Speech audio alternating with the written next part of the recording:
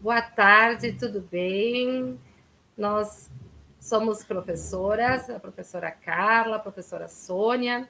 Hoje nós estamos recebendo nosso convidado, o professor César Nunes, que é um querido entre nós do meio da educação, muito estudioso da filosofia e de todos os aspectos da educação, uma ponte especial que merece depois ser pautada junto ao nosso saudoso Paulo Freire, e nós, professores da rede municipal de Caxias do Sul e todos que estão assistindo, temos a honra, professor César, de estar hoje Sim.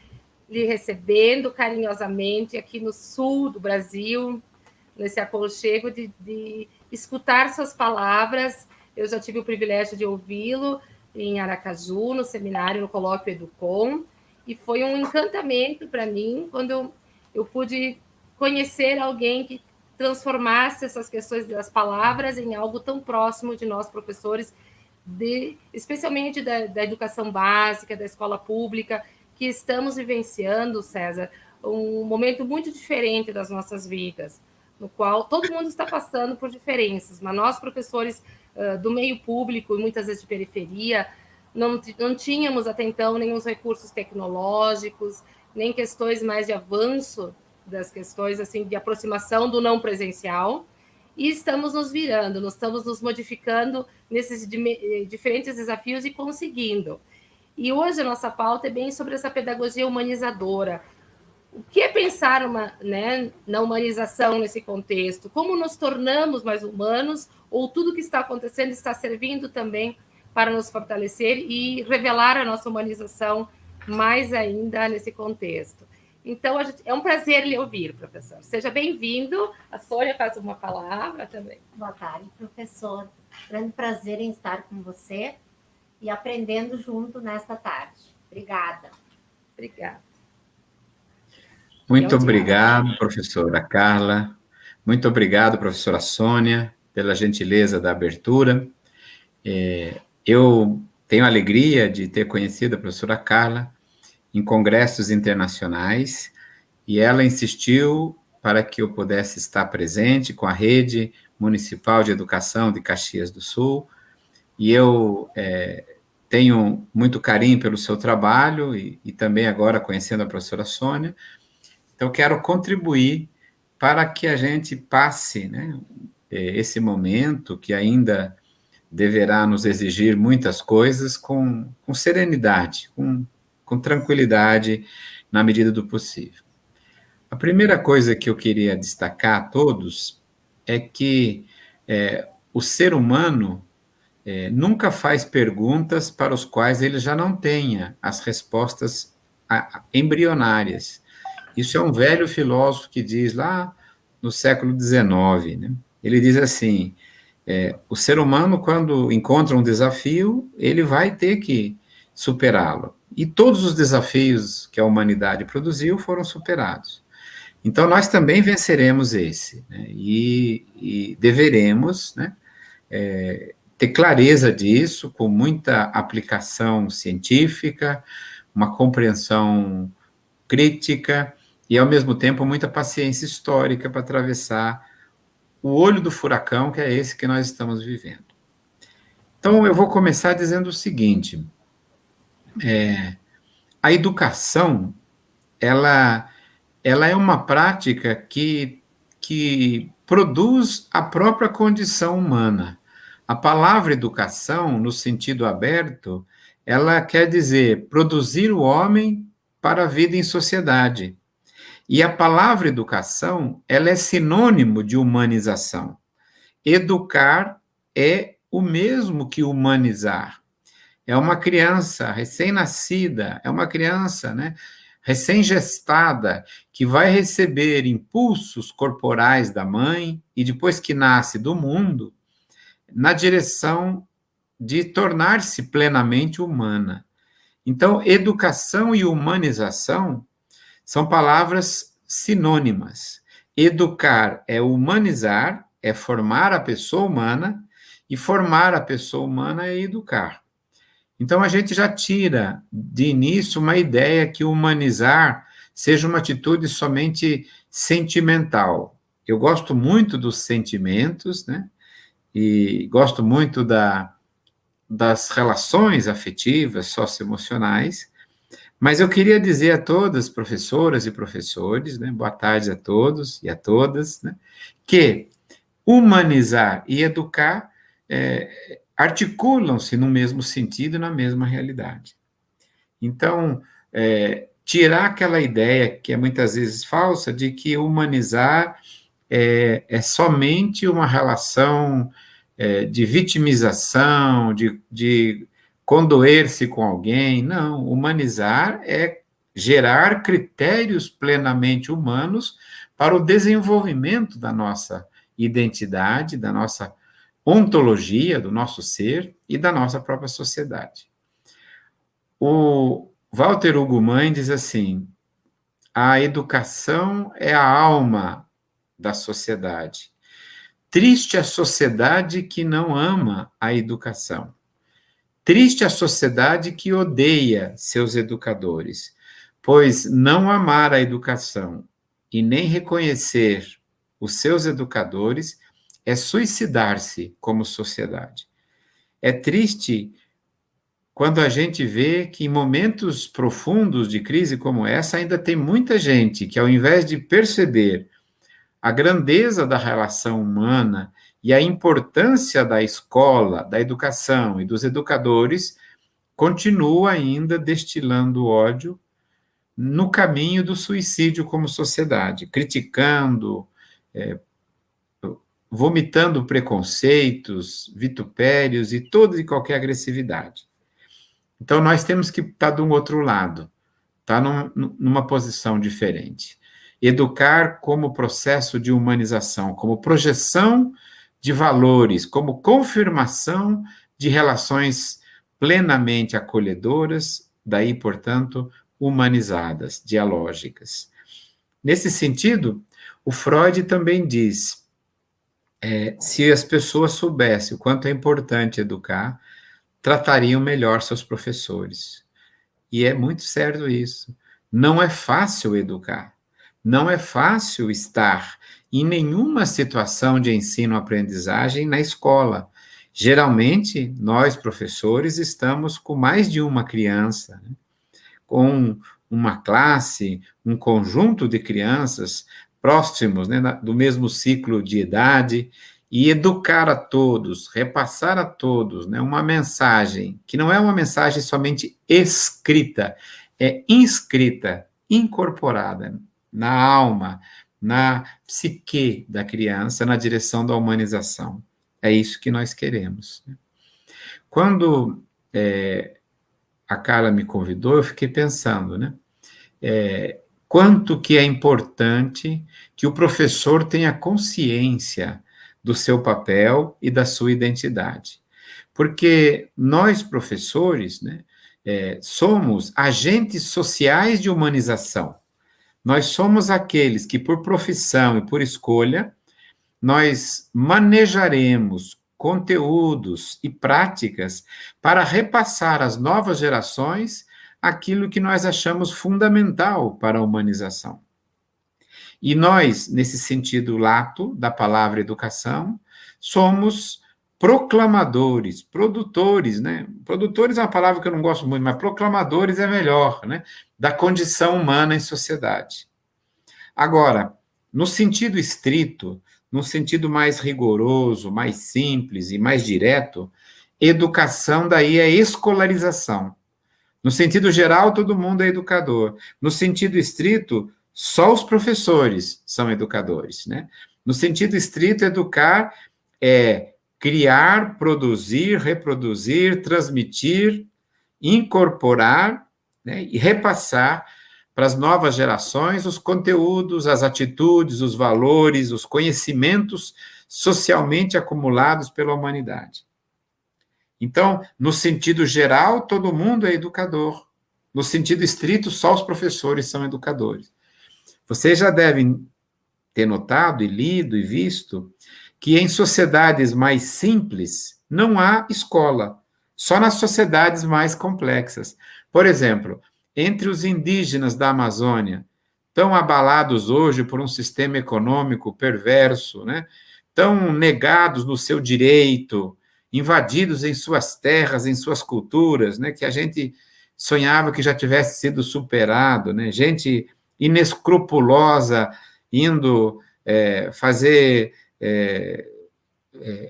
grandes destruições da natureza, invadindo terras indígenas, poluindo os rios através da busca de metais, etc. Né?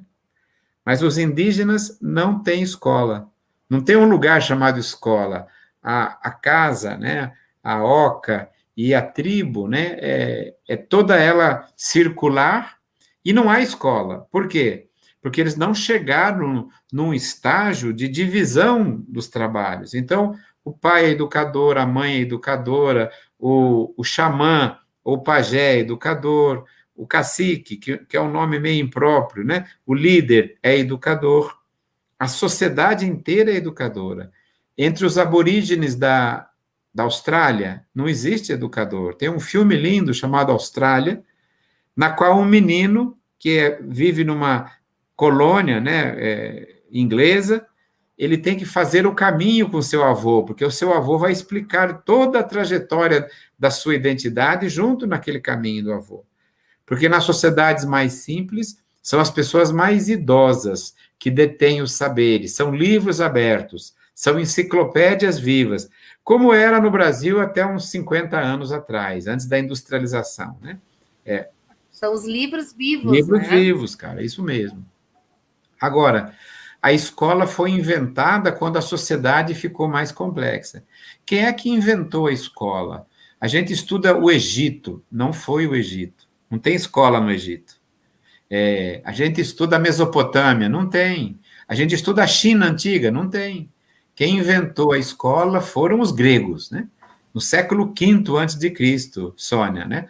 No século de Péricles, né? O grande democrata que criou um novo regime político, consagrou uma nova visão de mundo, a filosofia, e construiu uma nova instituição, a escola. Em grego, skolé te alphabetike, né? A escola que ensina o alfabeto. Porque precisava aprender a ler e escrever para ser cidadão, para ir lá falar na democracia, para poder representar os seus interesses. Mas quem é que ia para a escola, professoras e professores queridos? Só os filhos das famílias ricas, né? Só os senhores da aristocracia. Então, a escola nunca foi um lugar inclusivo. A escola sempre foi um lugar de privilégio, historicamente, de exclusão. Só os homens e os homens ricos. Depois, na Idade Média, só os nobres, né? Só os filhos ricos da nobreza. Na Idade Moderna, ainda só os homens. Aí, no século XVI, Lutero vai dizer, também as mulheres têm que entrar. Mas elas só vão entrar, de fato, no século XIX. Lutero anuncia, mas elas não entram. No século XIX, as mulheres são admitidas na escola. No século XX, as mulheres são admitidas a votar, né? Porque antes não votavam, né? E só no século XXI, as mulheres hoje já são a maioria na educação, na escola, em algumas carreiras da sociedade. Por quê? Porque a escola não era inclusiva, era excludente. Então, para que a gente compreenda a escola, professoras e professores queridos, nós temos que estudar o papel da escola. Não adianta estar dentro da escola. Se você não conseguir decifrar a escola, ela te engole. E aí eu lembro uma metáfora, a metáfora de Sófocles, né? A esfinge, Édipo rei. A esfinge estava diante da cidade de Tebas, e ela chamava todo dia um menino, e ela tinha o rosto de gente, o corpo do leão e as garras da águia, a simbolizar, ela parece humana, o rosto de gente, mas é tão selvagem quanto o leão e tão traiçoeira como a águia.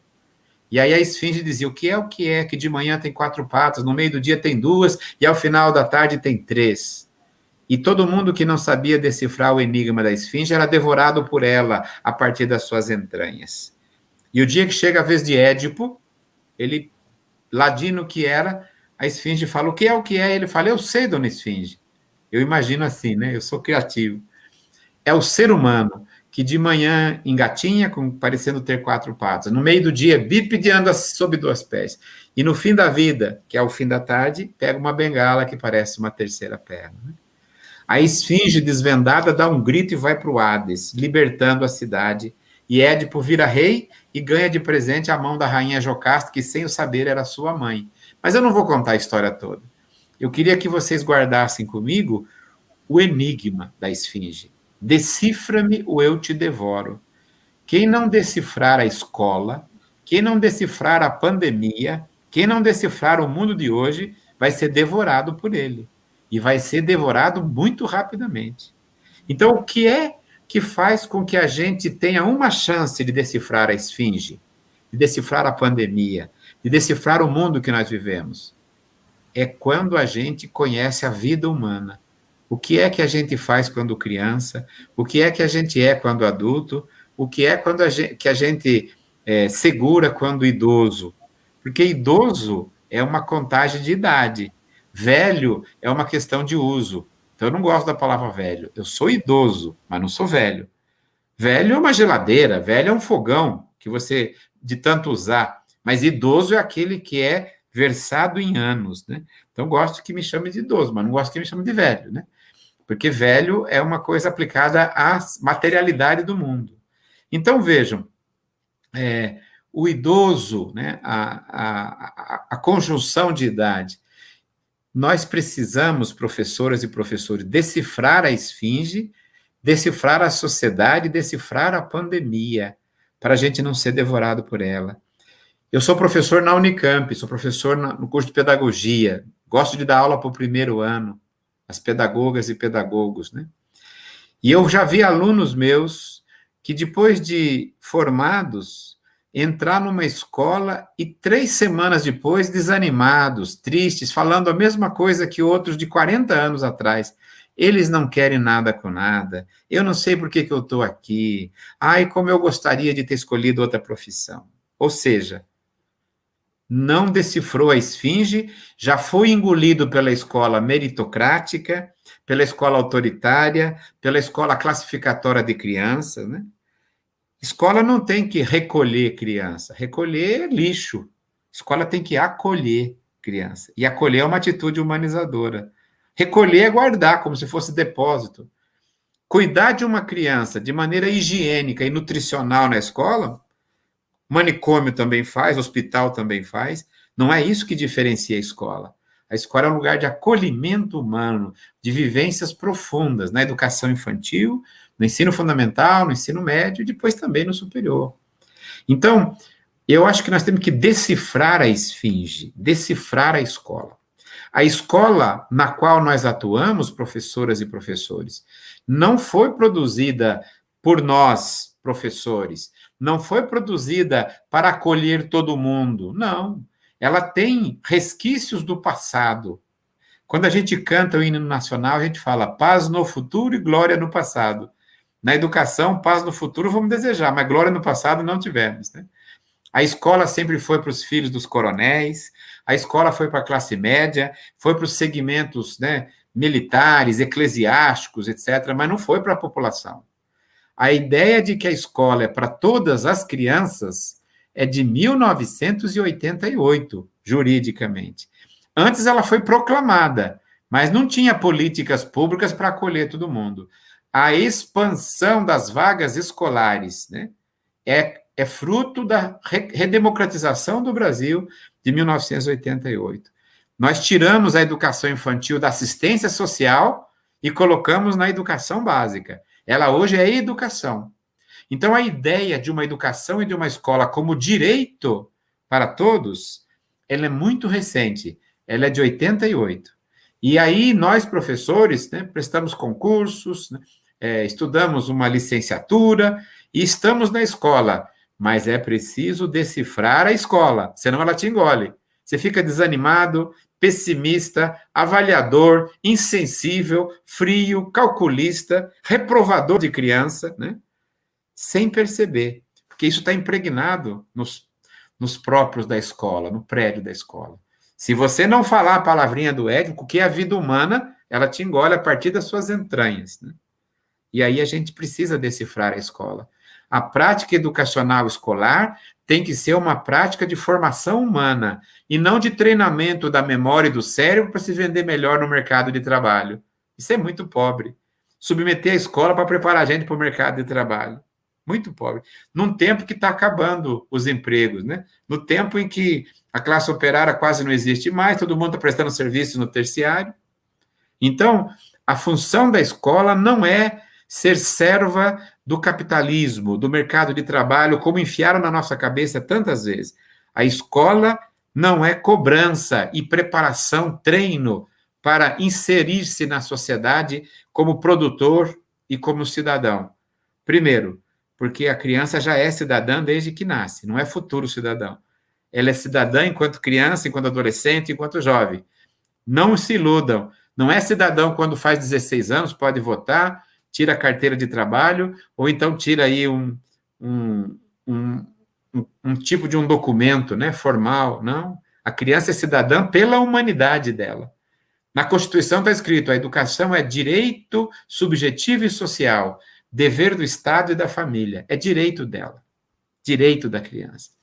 Agora, como é que nós vamos fazer para decifrar essa escola?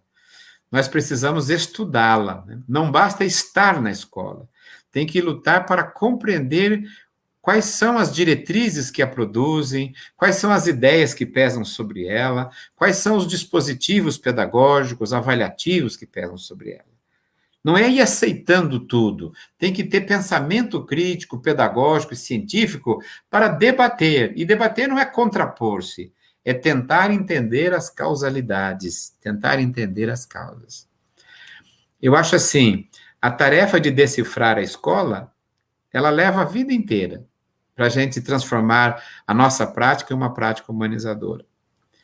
Eu tive a honra e a alegria de ter sido aluno do professor Paulo Freire. Isso, estava esperando tu falar. Fui aluno dele por 4 anos na Unicamp. 2 anos eu fui auxiliar didático dele, que era só carregar a mala dele, porque ele não me deixava falar nada em sala de aula.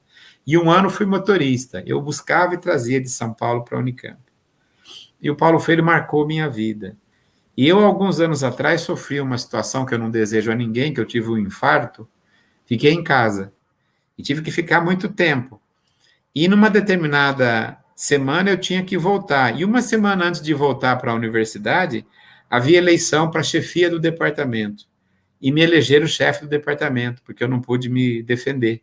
Então, quando eu voltei, né, depois de 1 ano de licença, eu virei chefe do departamento da filosofia da Unicamp. E por que eu estou dizendo isso? Porque a hora que eu cheguei, eu prestei atenção. A minha sala é de frente com a sala do Dermeval Saviani e do lado do Rubem Alves, né? Eu fui o chefe do Saviani e fui o chefe do Rubem Alves. Tinha sido aluno deles. E depois acabei sendo chefe por uma escolha, né, dos meus colegas, né, sem que eu pudesse me defender. Vocês imaginam o que é você chefiar um departamento que tem Saviani e Rubem Alves, e no qual já existiu Paulo Freire, né? Então, eu acho que isso é um presente que a vida me deu.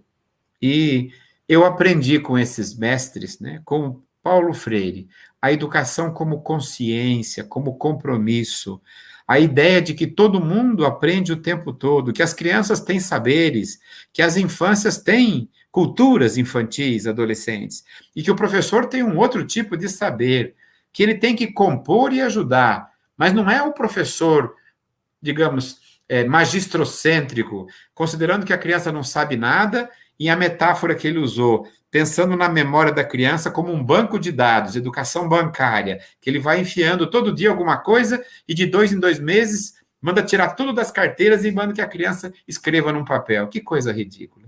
Isso não é avaliação nem aqui, nem na Lua, né? Isso daí é bobagem. São práticas atrasadas do passado que não inferem conhecimento nenhum. Então é preciso usar o pensamento de Paulo Freire para decifrar as escolas tradicionais, meritocráticas, seletivas, darwinistas. Darwinista por quê? Porque quer selecionar alguns, na qual a avaliação é mais castigar quem não aprendeu do que outra coisa, né? Quando que os que não aprenderam devia ter um trato diferenciado. Nossa escola é muito ruim no planejamento, no exercício, apesar do heroísmo dos professores que querem acertar, mas sem clareza e conhecimento não decifra a esfinge. Você pode estar lá, pode sofrer, mas sem estudar e compreender a escola, você não decifra. Se ela fizer o enigma e você não souber dizer, você vai ser devorado por ela. Tem que aprender a condição humana.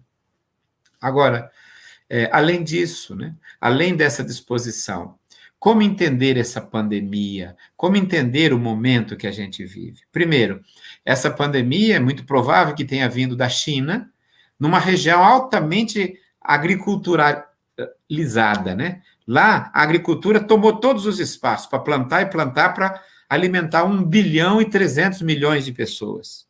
Não tem mais espaço nenhum. E o vírus dos animais, já existia coronavírus no boi, já existia coronavírus nos cabritos, em algumas espécies de aves. E o coronavírus, acuado pelo sistema nosso de produção, o coronavírus entrou no morcego, e do morcego veio para o ser humano.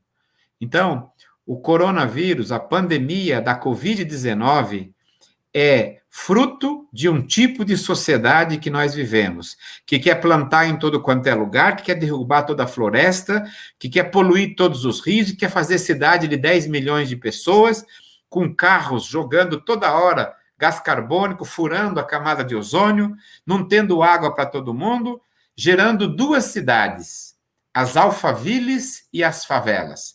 Nas alfaviles está tudo lindo, nas favelas não tem nem espaço, nem água para lavar as mãos. Então, a pandemia da Covid-19 é fruto de uma sociedade industrial urbana.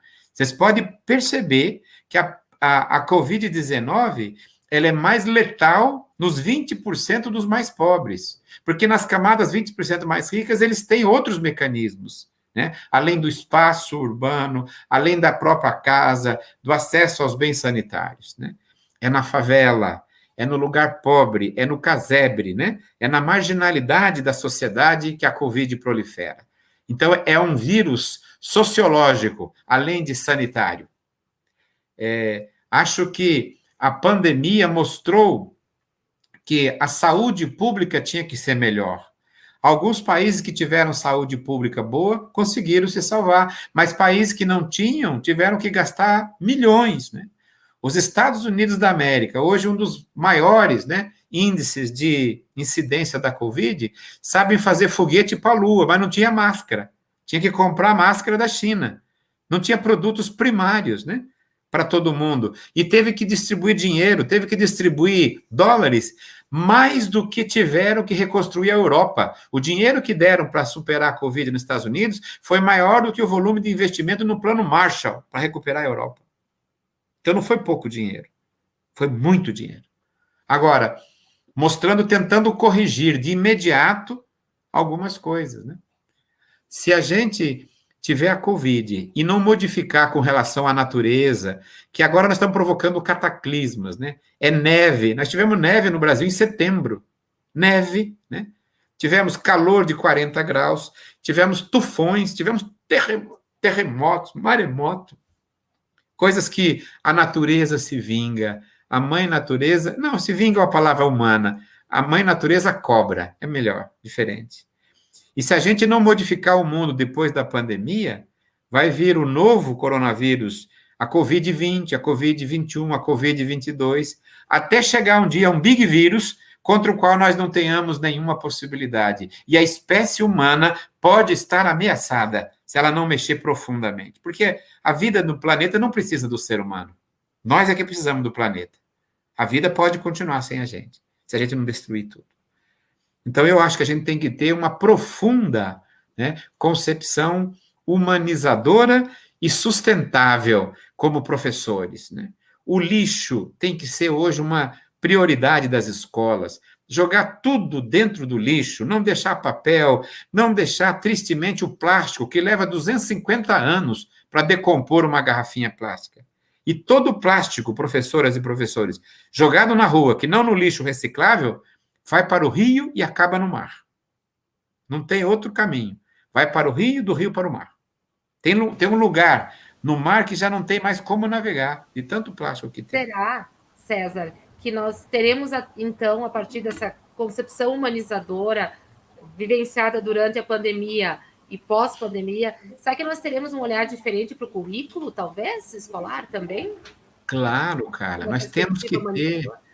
nós temos que ter, nós temos que mudar essa ideia de que a escola tem que preparar a gente, quando é de classe média, média alta, para passar no vestibular, quando é pobre, para arranjar emprego. Então, isso já passou.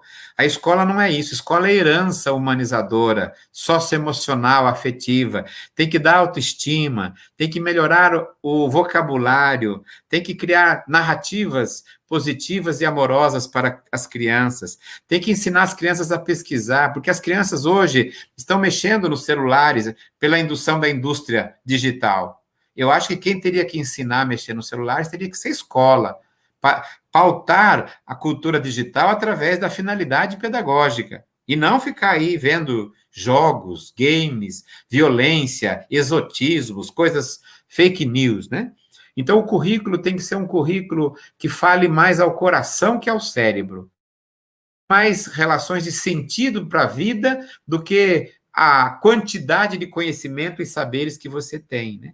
Um conhecimento a serviço da autoestima, da felicidade, da identidade. E esse é o currículo que nós precisaremos pós-pandemia. E a avaliação também que ser, cara, não adianta. Essa avaliação seletiva, essa avaliação de nota mensurativa, isso já acabou no mundo. Tem que parar com isso, né? A avaliação tem que ser propositiva, tem que ser colegiada, dinâmica, cumulativa. A criança fez 2 erros, mas acertou uma vez, apaga os outros. Fica com o positivo, né? Vai na direção do horizonte e não culpando. A criança errou lá no primeiro bimestre e acertou no segundo. Mas eu vou tirar 2 pontos porque ele errou lá. Que absurdo, gente. Isso é ilógico, antipedagógico, né? Então, é preciso mudar o currículo. Eu tenho sugerido, Carla e Sônia, nas cidades que eu vou, o seguinte lema: cidade que educa, escolas que acolhem, currículos que humanizam, professores que amam o que fazem. Cidades que educam, educar é ensinar a vida, escolas que acolhem. A sociologia da educação mostra que o primeiro fator de sucesso das crianças na classe média é o sucesso escolar dos pais.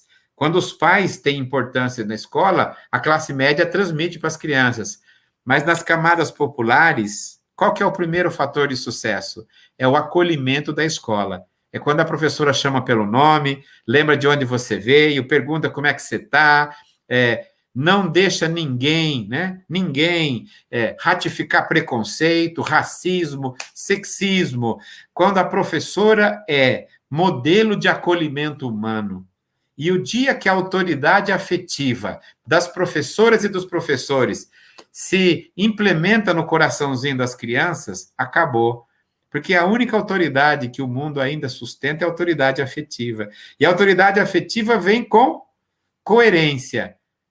Professor que grita com o aluno, autoriza o aluno a gritar com ele. O professor não tem que gritar. O professor tem que falar com calma, com segurança, com serenidade, mesmo em situações limites. Para isso, tem que estudar psicologia dos conflitos, sociologia das condições de classe, né? Filosofia, para compreender, né, a precariedade das convenções, né? O professor tem que ter o fundamento científico para ver as atividades das crianças que ela não tem. Ela pode ser explosão, o professor não. O professor tem que saber mediar e depois, né, encaminhar aquele processo. Agora, mudar o currículo. O que eu vejo também é que nessa pandemia, professores, né, o ex-ministro da Educação de Portugal deu uma declaração, né? A pandemia serviu para mostrar a importância das relações presenciais e a importância dos professores. Embora ninguém fale muito, porque as pessoas não têm no Brasil o costume de elogiar os professores, né? Nós reconhecemos o heroísmo das equipes de saúde. É a função dela, é a escolha dela estar lá. Ela tem que estar na UTI, ela tem que atender situações de risco. Mas quem é que não deixou o país cair? Quem é que não deixou o ânimo quebrar? Quem é que não deixou o país pirar? Que é uma palavra que eu falava no Paraná, o pirar, né? Foram os professores e os artistas. Se não fossem os professores e os artistas, né, o Brasil teria quebrado. Tiraram o futebol, alienante, tiraram as novelas, puseram repetição, continuaram com programas estúpidos, né, de plateia, alguns que não podiam ter plateia, recolocaram outras formas. Quem é que teve a única alimentação verdadeira na pandemia, além da equipe de saúde? Os professores e os artistas. As lives não esses artistas aí, pagam a rios de dinheiro, mas aquela live que tinha um artista alternativo, crítico, humanista, e as lives pedagógicas, como a Carla e como agora a Sônia estamos fazendo, né? É o professor e a professora que manteve a saúde psíquica da família brasileira. Evidentemente que nós não sabíamos lidar. A gente não sabia muito cultura digital, didática digital. Ela vem devagarinho tomando. E não se pode cobrar do professor, porque ninguém dá o que não tem. Para que ele mexesse com a didática digital, tinha que haver nos cursos de licenciatura, tinha que haver disciplina, tinha que haver estágio em cultura digital, para que ele pudesse usar, né, a cultura digital. E eu acho que a gente tem alfabetização digital e letramento digital também. Alfabetização, os códigos iniciais, letramento, manejo, autonomia digital. Nós, professores, não estávamos nem alfabetizados digitalmente. Algumas crianças aprendem no cotidiano a alfabetização digital, mas letramento, que é você agir com autonomia dentro de uma área do conhecimento, ninguém tem. Então, eu imagino que no meu curso de pedagogia da Unicamp vai ter que ter agora didática digital. Vai ter que ter 2 semestres, vai ter que como lidar, como fazer a aula, como fazer um tour virtual com as crianças pelo Museu do Vaticano, como aprender a lidar com as polegadas da televisão, mexer nas coisas corretas e na hora certa, até com a palavra, você é capaz de dominar hoje um software educacional. Então, eu não cobro dos professores, eu só anuncio que nós vamos ter que aprender um pouco mais aceleradamente, né? Nós vamos ter. Mas eu imagino que Caxias do Sul, como outras cidades, para ter uma relação digital com os professores e alunos, tem que ter um provedor municipal, tem que ter uma conta digital gratuita para os professores, tem que ter uma Wi-Fi em cada sala de cada criança, para depois cobrar alguma coisa, porque é muito fácil a gente fazer aulas digitais pagando a nossa rede Wi-Fi, usando o nosso computador, a nossa eletricidade e tomando o tempo da nossa família. Daí não dá, né? Daí é uma mudança muito terrível. Quando a eletricidade chegou... A coerência, né? Isso, a coerência. Isso. Quando a eletricidade, cara, começou a entrar na Inglaterra, as pessoas tinham um susto, não sabia lidar, porque não tinha lugar de acender e desligar ainda. Era tudo com chaves, todo mundo tomava choque. Mas, de repente, a eletricidade só trabalhava na Inglaterra, Sônia, e à tarde. Acabou o sol, acabou o trabalho. Aí, com a eletricidade, começaram a trabalhar o turno da noite. Então, com o computador, ele é uma coisa muito boa, mas não deixa o computador dominar a vida doméstica. Não deixa o computador dominar a vida humana, a contação de histórias, a boa conversa à mesa. Não deixe celulares à mesa. Mesa é lugar de comer bem, de olhar para os outros, de gerir as culturas afetivas da família e digerir também os problemas, né? Mas não é lugar de celular, não é lugar de trabalho, não é lugar de comer rápido, nutricionalmente. Comer rápido a gente come no quê? Come na cadeia, na delegacia, em algum lugar. Em casa, a comida tem que ser um lugar humanizado, né? Assim como a escola. Então, nesse sentido, caríssimas professoras e professores, decifrar a esfinge escola, decifrar a pandemia. A pandemia, nós vamos encontrar uma vacina. A humanidade encontra sempre. E hoje, o conhecimento biológico, químico, ele está socializado. Ele está em 5 países. Então, os 5 países avançados estão desenvolvendo 5 versões da vacina. O Brasil está em 2 projetos deles, integrando aí um conjunto de 20 mil pessoas. O Brasil está junto com eles por causa de 2 institutos. O Instituto Oswaldo Cruz, no Rio de Janeiro, e Butantan, em São Paulo. Não é pelo governo federal, não é por nenhuma política. Aliás, eu queria lembrar a vocês que desde o ano 2000 tem um fundo nacional para criar uma internet educacional para o Brasil inteiro, que tem dinheiro para colocar a internet em todo o país federal. Nenhum governo de 2000 para cá se preocupou com isso. Precisou vir a pandemia para mostrar que a gente precisa hoje de redes públicas boas, não de redes privadas, pagando preços altíssimos para ficar toda desequilibrada e cair. Entrou todo mundo, cai tudo, porque não tem ninguém que regule, né? Nossa internet é cara e ruim no Brasil, né?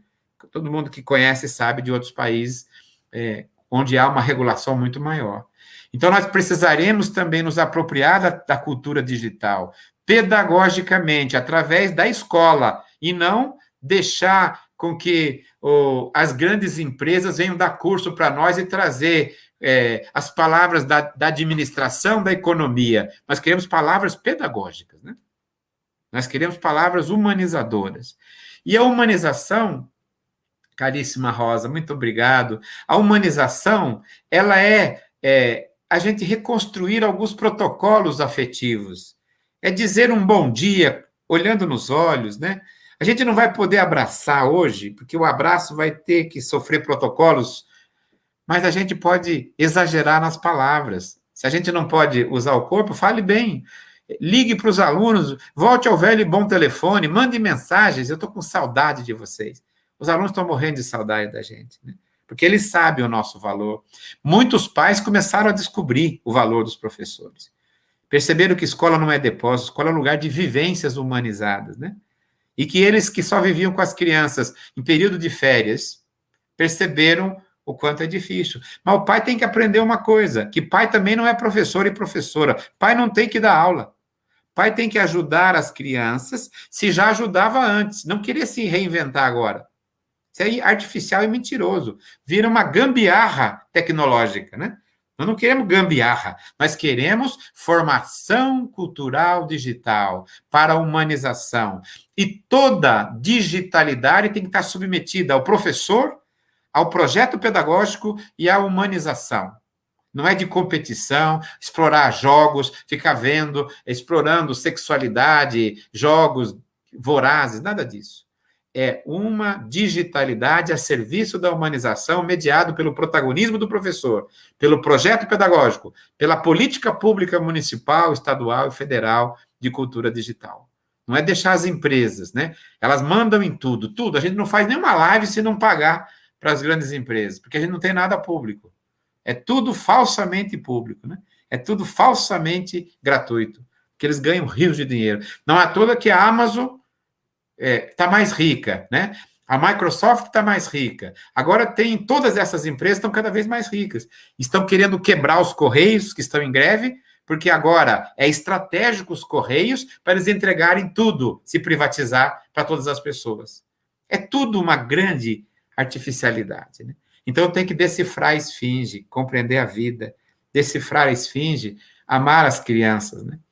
As crianças estão com vontade de ver os professores. Só nós, professores, temos o privilégio de ver uma criança já adulta e crescida atravessar a rua, às vezes com outro filho já. Atravessa a rua e com os olhos brilhantes olha para você e fala: professora, a senhora lembra de mim? Eu fui sua aluna. Acho que você, como eu, fala assim, mais ou menos, mas eu não lembro, né? E até tentar lembrar alguma coisa, né? Por quê? Porque somos nós que marcamos a alma das crianças. Ensinar em latim é insignare, inanima signare em latim, é marcar na alma. Ensinar não é inventar coisas para que as crianças decorem, para fazer prova. Isso aí já acabou, a escola do passado, antes da pandemia. Depois da pandemia vai valer escolas humanizadoras que tenham relações afetivas com as crianças e adolescentes, né? Que tenha esclarecimento pedagógico, que tenha motivação afetiva e socioemocional dos professores para decifrar a vida dura das nossas crianças, né? Crianças que estão submetidas ao trabalho muito cedo e agora perdendo direitos, tendo que se reinventar na adolescência para fazer bicos, entregar coisa, para ter o mínimo, e não se reconhecem na escola, porque a escola não consegue dialogar com as crianças. Quantos jovens aí em Caxias do Sul, né, hoje espero que estejam no isolamento necessário, no posto de gasolina, com a música sertanojo do que as escolas, porque o sertanojo dizia mais para eles do que as nossas escolas insípidas, estéreis e atrasadas, né?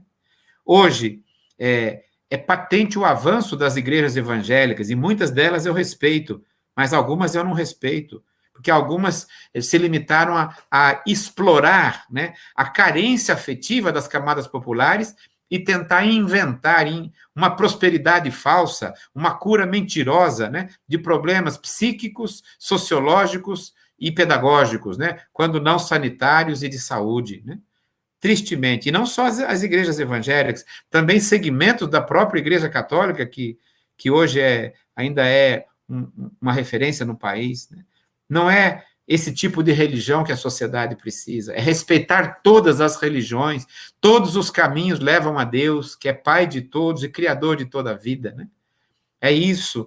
Então, uma religião tolerante e amorosa, uma pedagogia esclarecida e afetiva, uma pedagogia humanizadora diante da pandemia, diante da sociedade, diante da escola, diante das nossas crianças e adolescentes.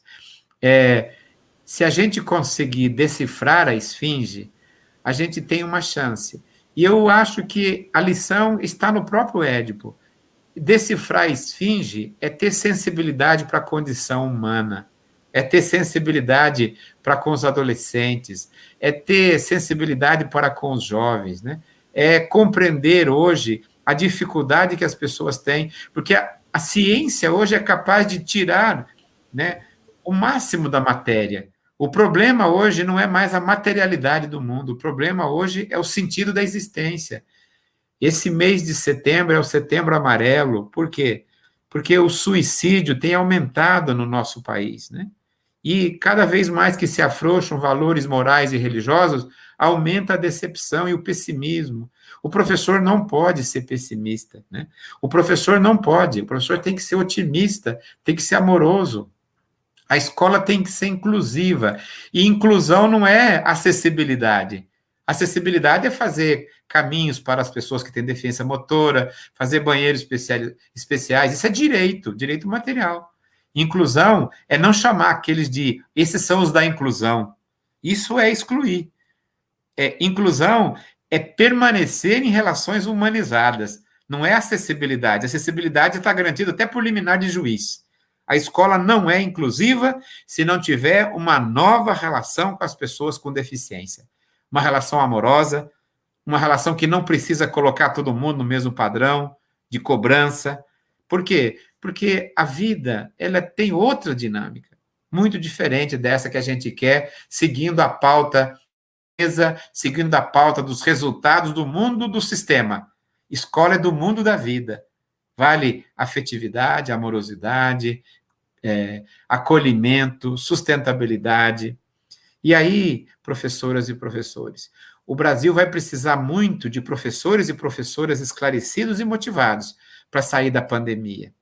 Não adianta, pode ter lideranças de toda a natureza, mas se não houver uma reação da sociedade civil, na qual a vanguarda de sensibilidade são os artistas, cultura e os professores. Quem vai dar o tom da nossa saída da pandemia vai ser a educação e vai ser a cultura. Por isso, né, para a gente ir finalizando e abrir para vocês nas perguntas, não precisa ter pressa de voltar para a sala de aula, né? Nós não temos protocolos ainda para voltar para a sala de aula. Nós vamos ter que ampliar os espaços nas escolas, tem que haver uma nova arquitetura, primeiro material, uma arquitetura de fato, né? A Unicamp está pensando em colocar lavadouros diversos dentro de sala de aula, ampliar o espaço para que a gente tenha pias e possibilidade de lavar as mãos e algo dentro da sala de aula. Atividades diferenciadas que a gente possa ter. E que a gente tenha mudanças de carga horária. De manhã vem uma turma, à tarde vem a outra, para que a gente não tenha mais a aglomeração. Nós vamos levar de 10 a 15 anos para conseguir controlar um novo protocolo para aglomeração. Não tenho ilusão. A máscara veio para ficar, lavar as mãos veio para ficar, e o álcool, né, em gel 70 veio para ficar. Nunca mais a gente vai poder parar. Pelo menos a minha geração. Vacinas vão desenvolver alguma coisa, o vírus muda, e a gente vai levar 25 anos para ter uma vacina plenamente eficaz. Ela vai cuidar de aspectos. O que a gente vai precisar é mexer nos lugares que geraram o vírus, que as coisas desiguais, falta de higiene, não saneamento nos bairros, e é isso que vai gerar o vírus, né? O vírus foi encontrado 25% a mais nos bairros que não tem saneamento. Não adianta fazer um posto de saúde e colocar 10 médicos, e no outro ano pôr 25 médicos, como os populistas acham. Não, tem que mexer na sanidade, né? No sanitário, tem que mexer no saneamento. Ele que vai acabar com crianças doentes no posto de saúde. É uma medicina preventiva e sanitária, uma pedagogia humanizadora, professores esclarecidos e gestores motivados, né? Eu acredito que a gente desperta, né, vocês, né? Eu gosto muito, né, de que a gente pense que não é a vacina que resolve tudo. Se a vacina vier e a gente continuar fazendo do mesmo que estava, vem o Big Vírus 2, o Big Vírus 3. Vamos mexer nas causas que levaram à pandemia. E se a gente não tinha clareza do que é que mudou o século XXI, porque a gente não tinha sentido mudança antes, agora nós sabemos. O que mudou o século XXI foi a pandemia da Covid-19. Nada será como antes. Eu espero que nós, professores, sejamos os sujeitos das mudanças que a escola precisa fazer. Que não seja o mercado, que não seja a indústria digital, que não seja a avaliação, que não seja as empresas, que não seja a pressa em voltar para a escola e colocar em risco a vida de professores e de crianças. Não. A gente pode continuar mais um tempo. As crianças aprendem por ciclo. Ciclo da aprendizagem são 3 anos. 3 anos da educação infantil, de 0 a 3. Depois 2 anos, 4 e 5, para fechar a educação infantil. Ensino fundamental, são 3 ciclos de 3, 9 anos. 3 primeiros anos, ciclo da alfabetização. Os 3 do meio, ciclo do gregarismo e da socialização. E o último, ciclo da autonomia ética e da adolescência. Para depois 3 anos de ensino médio. Ninguém vai perder nada por um ano, porque a escola não está pensada em série mais. Isso é coisa do passado. Ano, pré-requisito. Hoje não. Alguns aprendem com autodeterminação. E o ciclo é capaz de ser refazer-se em si mesmo. Criança não vai perder nada se a gente conseguir manter os laços afetivos e psíquicos, humanos e amorosos. Quem conseguir manter o pertencimento das crianças junto com a escola já ganhou. Perde o ano quem morre, perde o ano quem não aprende com a pandemia.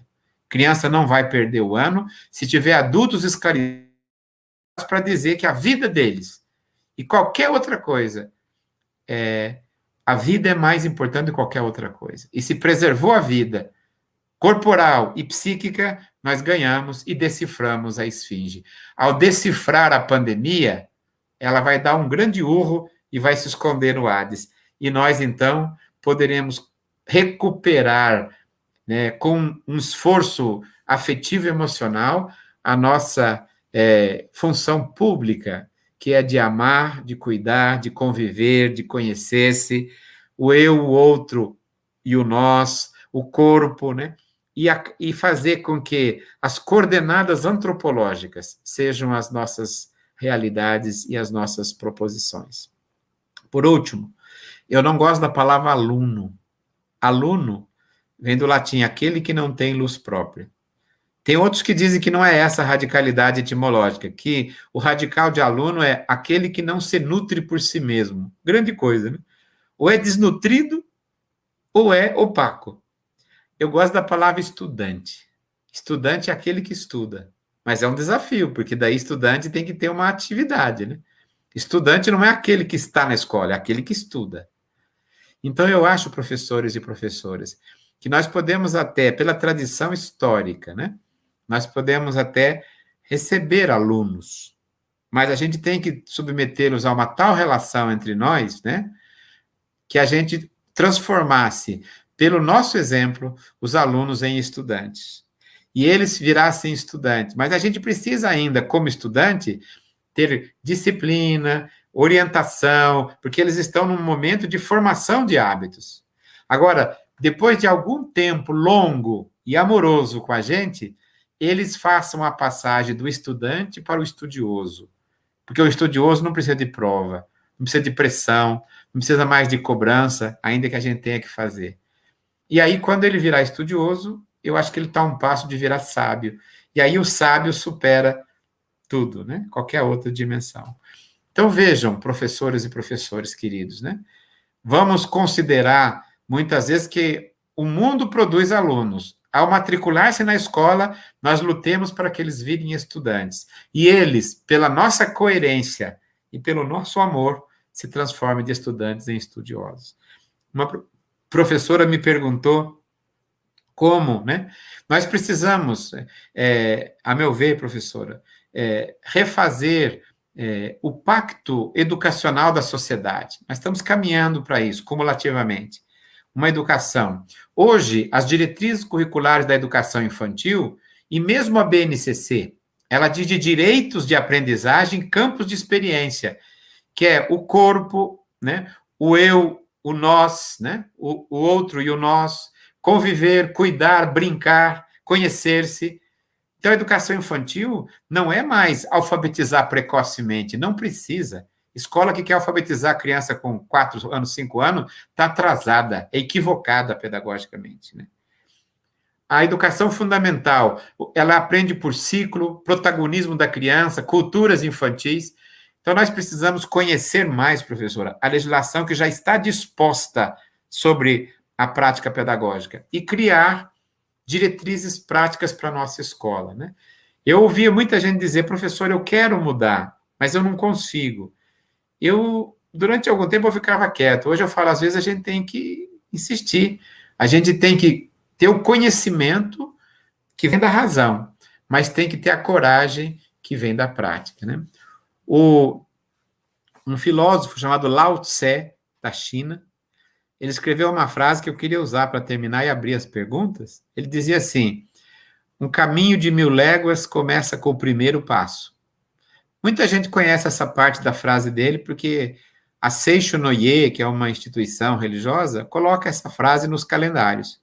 Só que a Seisho no Ye esqueceu de colocar a parte 2 da frase, que eu acho que é a parte mais linda. Ele diz assim, e um caminho de 1000 léguas começa com o primeiro passo, ponto. Aí ele termina, mas o primeiro passo na direção certa já é metade do caminho, a direção certa. Procurem a pedagogia humanizadora, com a pedagogia do amor, né? Nós também somos estudantes, empatia e resiliência, isso mesmo, Kira Alves. Que bom ver essa ressonância generosa no seu coração. Muito obrigado.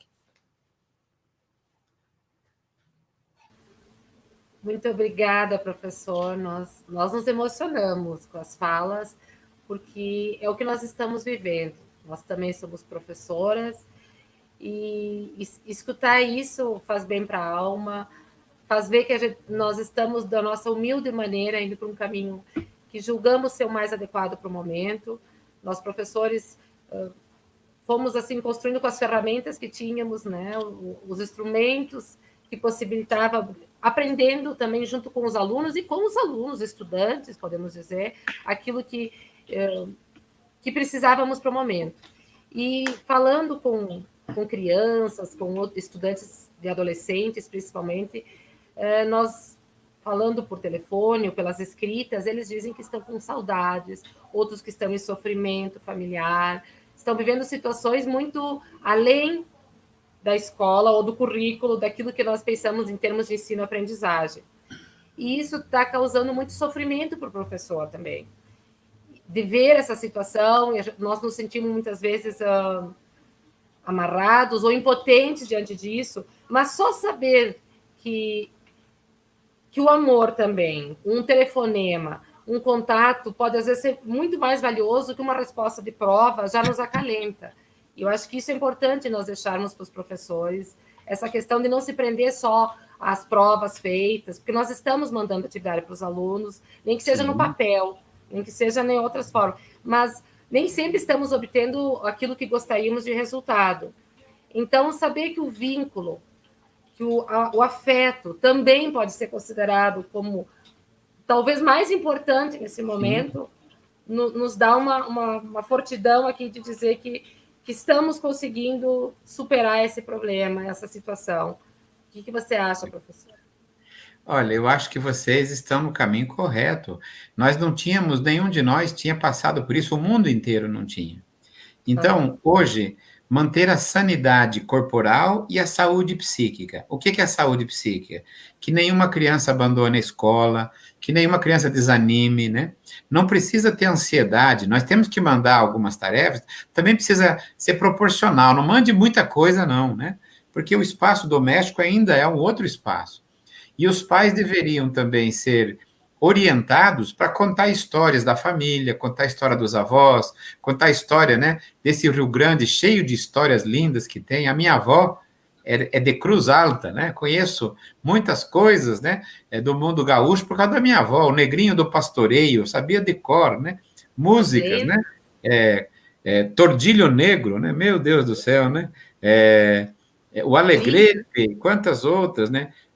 O guri, né? Das roupas velhas do pai, queria que a mãe fizesse uma mala de garupa, uma bomba chá, ele desce. Então, quantas coisas, né? Essa celebração cultural, antropológica, é muito mais importante, né, que a gente possa imaginar. Então, vocês estão no caminho. Não esqueçam, né? Manter as relações humanizadas é talvez o primeiro grande dever. E se às vezes, né, uma avaliação, ainda que com propriedade, vai provocar um certo desânimo na criança, diminua a avaliação.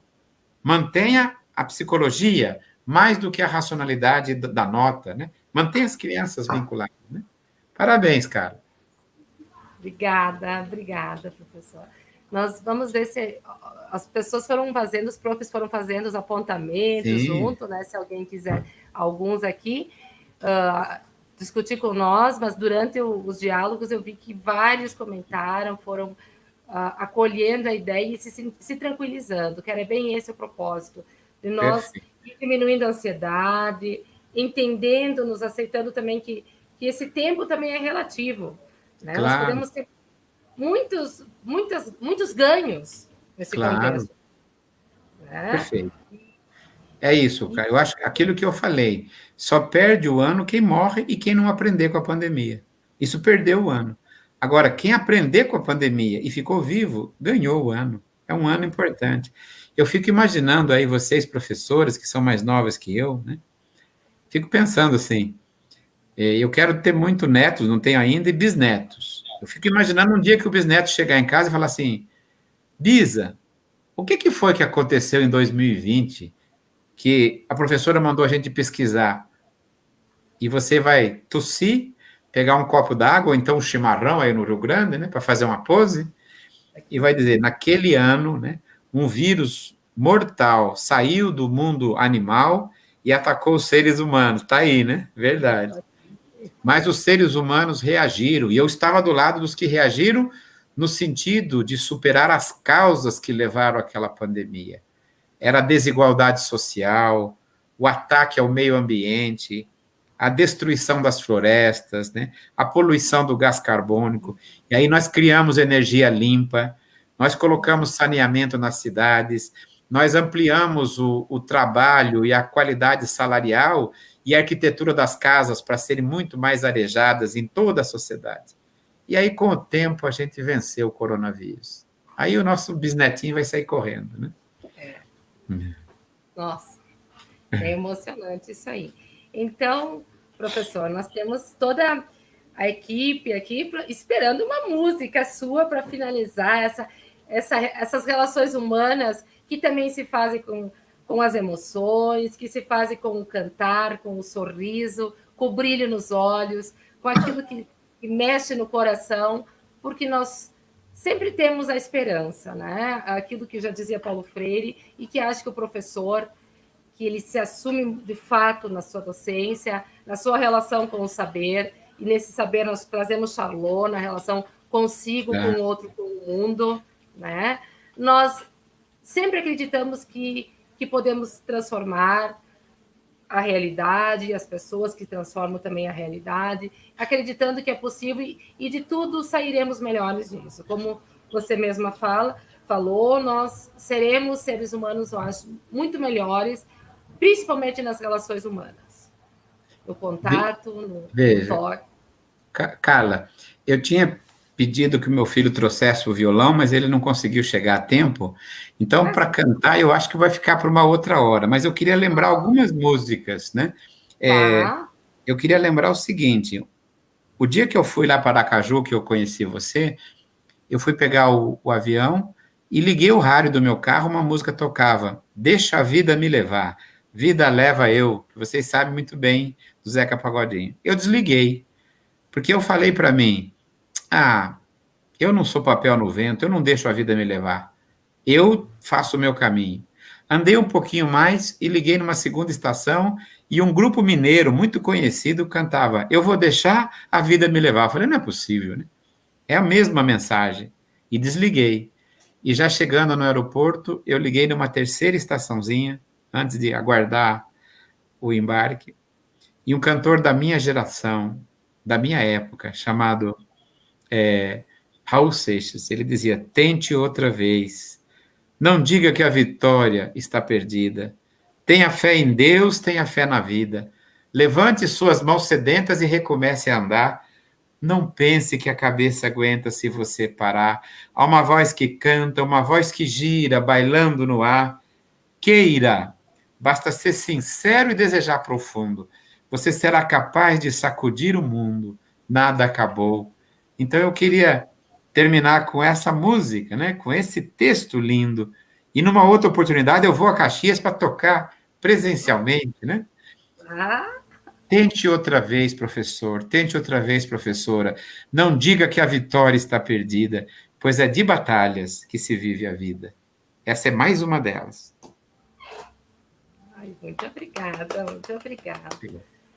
Então, professor, nós encerramos agradecendo muito, esperando sua visita presencial, com bom vinho. Perfeito. Um passeio pela vinícola da Serra Gaúcha e por todas as belezas da Serra, mas agradecendo imensamente por nos permitir compreendermos, quanto professores, quanto seres humanos, e que nós estamos fazendo a diferença nesse momento, por mais singela que seja, mas nós estamos entrando na vida dos alunos, mantendo contato, o vínculo, que é para isso o nosso objetivo, a nossa causa maior na educação. Muito obrigada. Eu acho que a Sônia faz a fala também de fechamento. Obrigada, professor. Foram maravilhosas as suas palavras e nós estamos confiantes que pós-pandemia seremos melhores. Muito obrigado, Sônia. Então, eu faço as minhas considerações finais, dizendo de tudo que vocês escreveram aí, grandes palavras bonitas. Um dia eu falei para o Paulo Freire, Paulo Freire, o senhor fala tanta coisa linda, eu acho tão bonito o que o senhor fala. Ele me ensinou uma outra lição, ele disse assim, Cezinha, a gente só admira nos outros o que o nosso coração já está cheio. Então, todo mundo que gostou de mim, eu fico bem feliz, é porque o coração de vocês já está cheio disso. Muito obrigado, continuem firmes, parabéns, Carla, parabéns, Sônia, continue, parabéns, SMED, né, Secretaria Municipal de Educação, né, de Caxias, e parabéns, professores e professoras. Foram vocês que não deixaram o Brasil pirar na pandemia. Muito obrigada a todos que estão nos assistindo, a minha mãe, as colegas, estão todo mundo encantada. Muito obrigada, professora.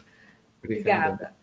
Então, tá. Tchau. Até a próxima. Bom dia. Até a próxima. Tchau. Até o próximo EduCom aí.